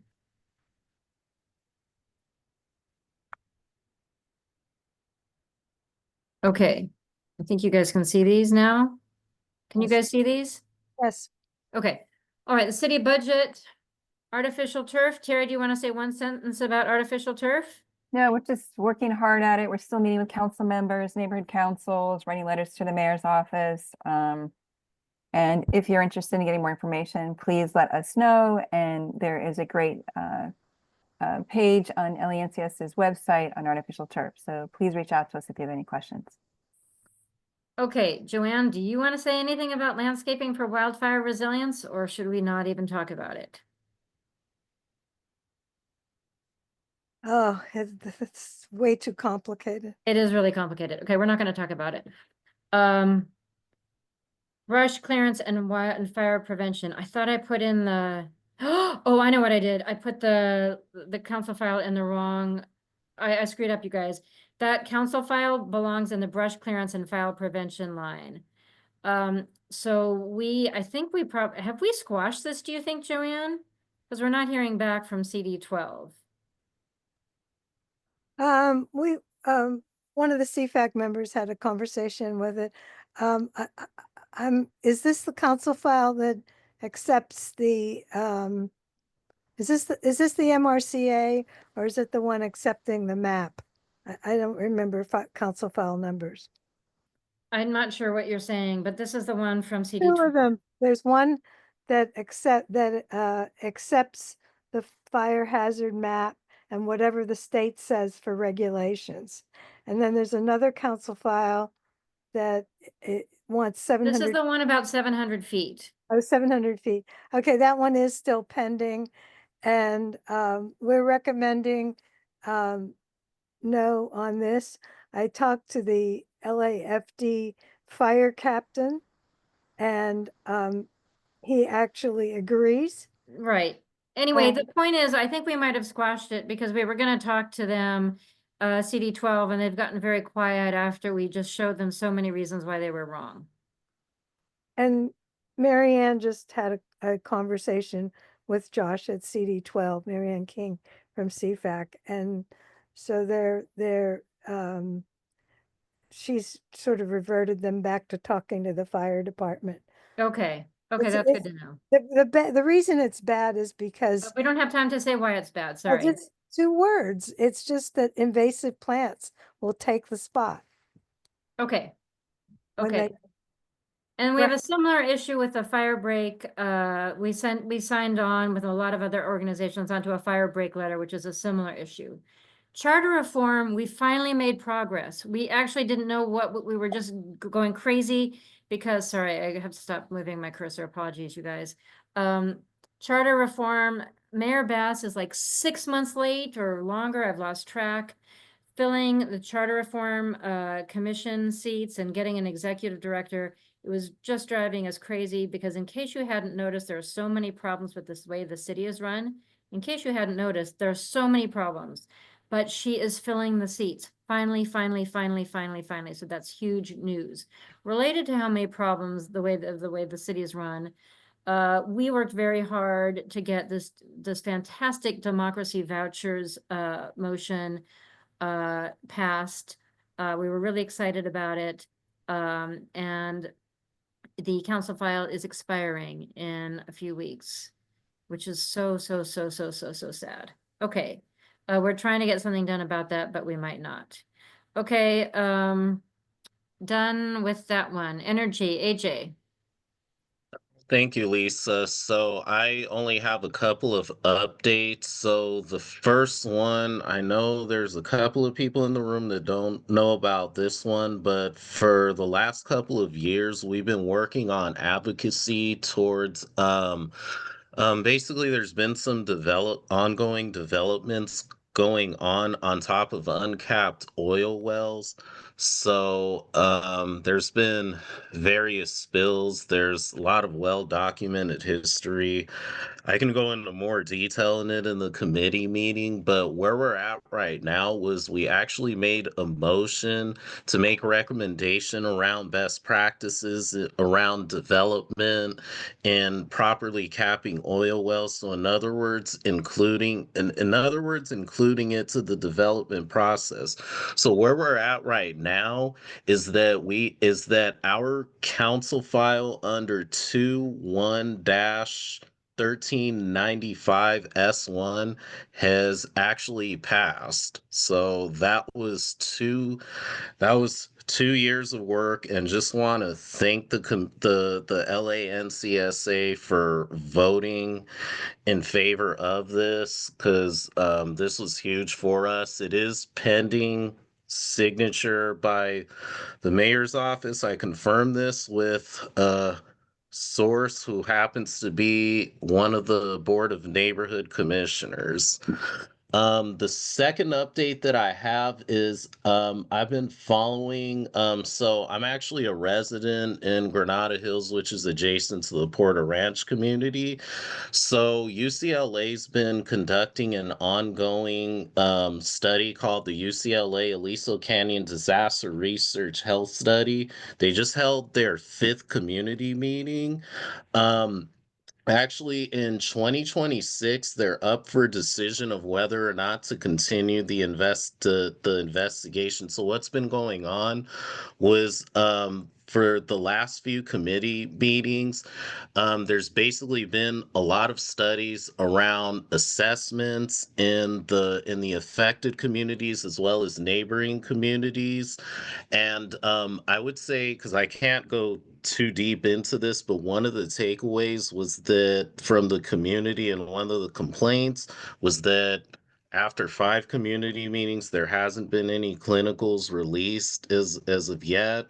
How any of you could help is anybody is welcome to attend the community meeting. One thing that's good about this group is they take recommendations as a grain of salt. Like, for example, I recommended for them to do soil testing. So that's something that they're taking under advisement. So anybody who's been affected or is familiar with this is welcome to join and offer recommendations. So that concludes my updates. Our meetings are every 3rd Wednesday of the month at 7 p.m. and hope to see some of you all there.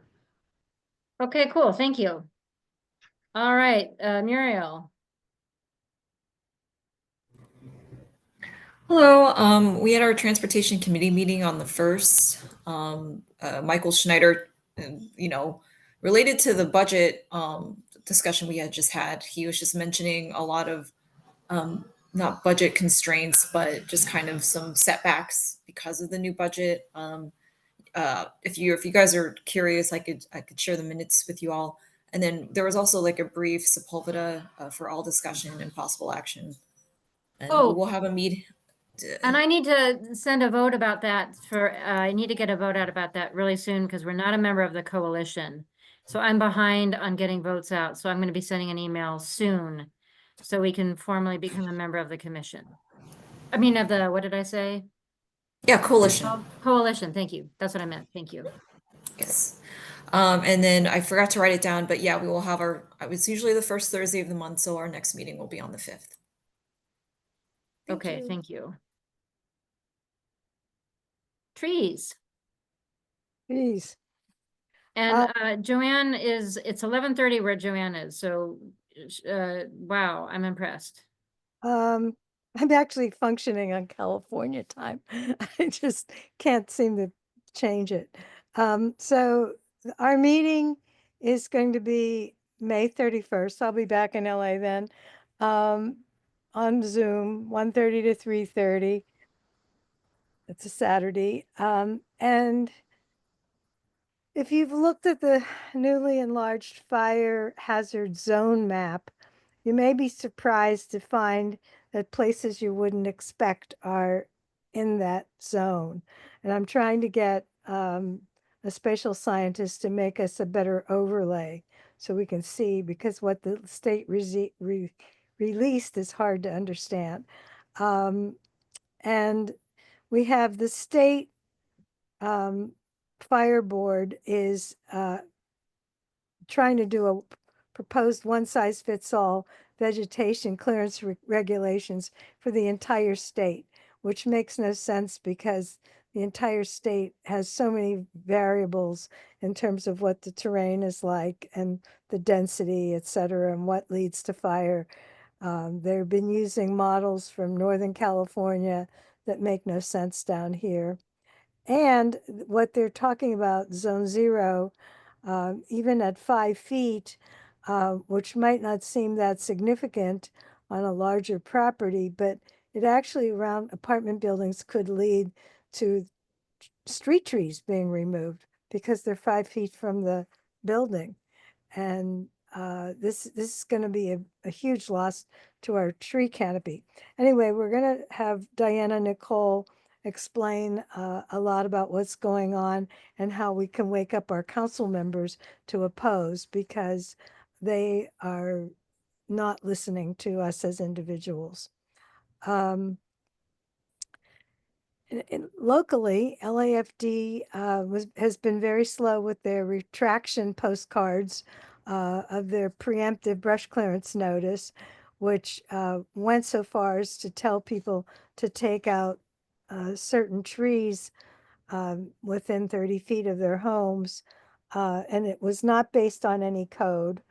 I got the deputy mayor to contact the fire department, and they wouldn't go on television with a retraction, but they made a postcard saying, never mind, use last year's rules, which was kind of, it doesn't make anything better in terms of how we do brush clearance, but it doesn't make it any worse. But unfortunately, the deadline to comply was May 1st, and people still haven't gotten their postcards. So I'm going to be calling him tomorrow, the captain for brush clearance, to find out, is it just the U.S. mail is slow or whatever? And we'll have some answers by the time the Trees Committee meets. We do have an updated flyer on how the right and wrong ways to trim trees. It's on our website. You can go to the trees page of the website, and there's a tab for it, and it's printable. So please bring your comments and concerns regarding trees and urban forestry to our meeting, and we look forward to seeing you. All right, now we have like a couple seconds for announcements.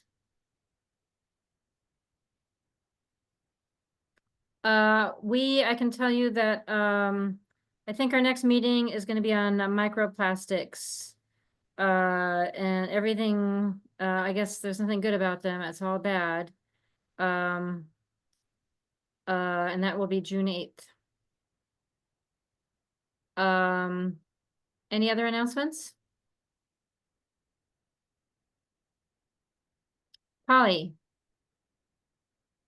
Yes, I wanted to let everybody know that if they're interested, they can email me, and I'll put my email address in the chat here. And I've typed up 6 letters, 2 to our senators, Schiff and Padilla, about the budget reconciliation bill, and about asking them to make sure that the sale of public lands is not on the final version. And I don't want to go into, you can always email me. I'll give you all sorts of info. And the other 4 are my state assembly and assembly member and senator, and to the chairs of the state and state senate and assembly judiciary committee about polluters pay bill, because the polluters pay bill is in the judiciary committee of both wings of the government, and they're worried about not having enough votes. So, depending on who your guy is, he may be or she may be on the judiciary, but if not, you can still write and say, support this really great bill. Anyway, I'll put my name in the chat, and if anybody wants these letters, tell me, and I'll be happy to send them to you. And then, you can modify. I can put them in Google Docs, or I can make them as a Microsoft Word, or whatever you want. Thank you. Melanie. Just a reminder, I think you put it in the email, but there's a model civic assembly happening on June 7th in Culver City. And for those of you who, maybe a few of you went to the one that we did at the Congress of Neighborhood Councils, we tried to do something in about 45 minutes there, but we're going to have 3 hours to do a little more in depth, and we'll be using fire response to fires as a remit, just as a sample remit. But What assemblies. does remit mean? That's the topic. That's the task at hand. Remit is the task at hand, is the topic? Okay. But it's a way of using informed deliberation to try to come up with policy solutions to things that tend to be complicated, as that's what assemblies are. So if you want to have an experience of what an assembly can be, it's a different way of doing democracy. I will put the RSVP link in the chat. Thanks. And you guys, I think this is the coolest thing. I'm going to be in Oregon, so I won't be able to go, but I really, really, really strongly encourage you guys to go. I think this is I think this approach to policy formation, decision-making is so cool and so critical. And if you have an opportunity to go, I really strongly, strongly, strongly encourage you to go. Thanks, Lisa. I hope some folks can come and experience what this is like. It's best learned about by some sort of experience, and I hope some of you can make it. Look forward to seeing you there. Yeah, I really, really, really, really hope you guys can go and take advantage of it. And I'm so bummed I'm not going to be there. Natalie. Just wanted to let everybody know we had a vote on Monday at the Eagle Rock Neighborhood Council. I introduced a letter we're not allowed to write to LAUSD, so we wrote to our council member asking her to ask LAUSD to no longer install plastic grass fields. I unfortunately had to take out the paragraph about Eagle Rock Senior High School, which is supposed to get a new artificial turf field to replace a natural turf or dirt, if I'm honest, field that they currently have. That's going to happen in August, and that's one of the things that I was trying to stop. But we're sending this letter in, and I hope that others will also, the other neighborhood councils will also. So I'll share it once our president has signed it and sent it in. I don't think there's a motion that we can attach it to. Lisa, you look like you want to say something. We've talked about this twice, and I did not realize that was what you had to take out. Yeah, it now says we want LAUSD to not install plastic fields anymore, but I had to take out the paragraph about Eagle Rock Junior Senior High School. Oh my God. Yeah, I know. Okay. All right. Well, we're over time, which we usually are. Any more announcements? Okay, can somebody put the evaluation link, which I guess is wrong unless there was more than one. I don't know how I screwed up. I apologize. I've been very sleep deprived for a long time, and that is probably the problem. But thank you guys. And to be continued. And yeah, keep fighting on the budget if you can. Oh, and there is something, yeah, Eunices Hernandez is doing something tomorrow night. Maybe, and one of the things that bummed me out is that in the emails I saw from Katie Yaroslavsky and Eunices Hernandez, neither one of them mentioned the climate in their emails. So I don't think, it just tells me that we are not doing enough. We're not doing enough to let our leaders know that we care about the climate. So, including the one that used to be the chair of the Energy and Environment Committee. Yeah. Yeah. Lisa, if you let us know what letter Katie sent out, then we could complain. She is my person. Well, I sent it to the advocacy committee. Okay. If you join the advocacy committee, you'll get the email. How about that? Oh, thank you, Melanie, for putting that in there. Thank you. Yeah, and if you go tomorrow to Anissa's thing, you can tell her. Okay, guess that's Are it. each of the city council members having town meetings about the budget? What'd you say? Are each of the city council members? I don't know. I know, That I could They call have Soto- been. Soto Martinez has, Gerardo has. No, Gerardo, I don't think. Oh yeah, she did have budget hearings. Right. Yeah, I mean, I went to. Okay, then I'll call Katie and see when she's having hers. Well, she did one. Probably with did already. Martin. Okay. All right, you guys. Thanks, Lisa. Thank you guys. Good night. Right. Good night. I'm gonna grab the chat. If I can. No, I'm not gonna be able to that way, am I? Probably not. Well, maybe. Oh, I'm not. Okay.